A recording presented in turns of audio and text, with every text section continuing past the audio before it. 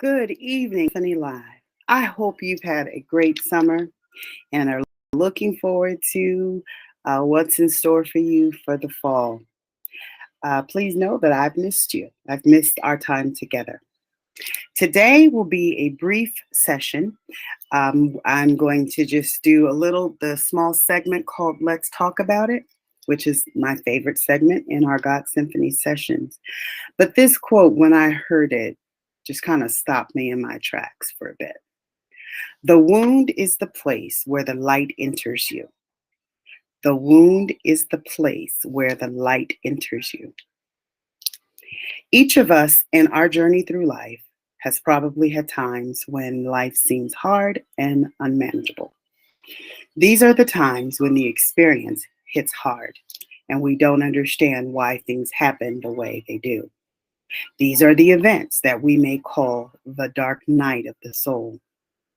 We can't understand or can't tolerate the pain of staying in the depths of the pain, but we are also immobilized as our standard coping mechanisms don't quite get us through the pain, nor do we understand what our next step might be as we feel the grip of pain paralyze us.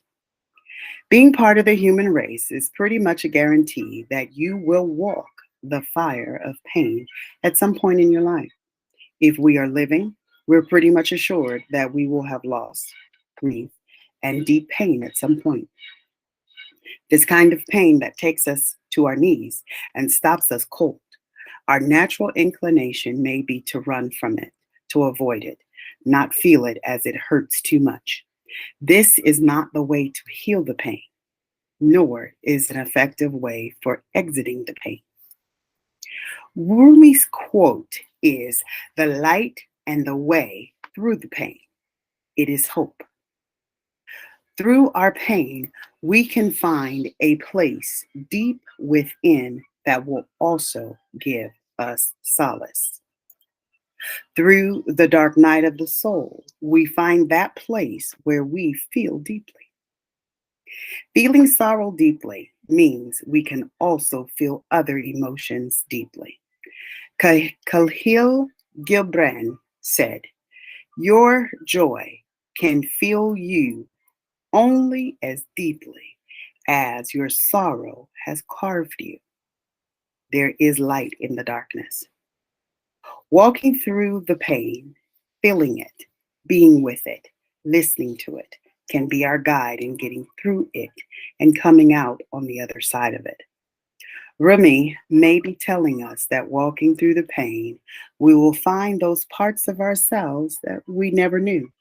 A deep strength, a courage we need in our sorrow, a compassion for others in pain, a compassion for ourselves, a gift of feeling deeply. We may learn more about our own self.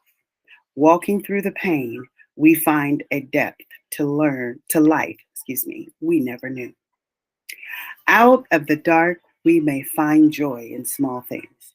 We may find a different priority in how to live life.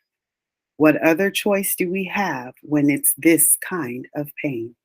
When we walk through it, we can walk out of the intensity of it. When we avoid it, we stay in it.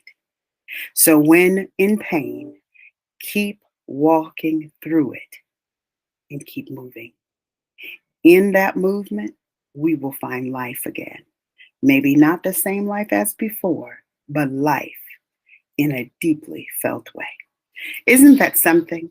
And to me, this is the epitome of the experience of a sexual abuse survivor because you came through it, you survived, you made it to today. As they say, by hook or crook, you somehow made it, but you're here. And what I love about this is that it so aligns with the purpose and the goal of God's symphony. It is to help to bring about the healing that God desires for his daughters, for his sons, for his children. And it also epitomizes Romans 8:28. meaning that God is at work in all things.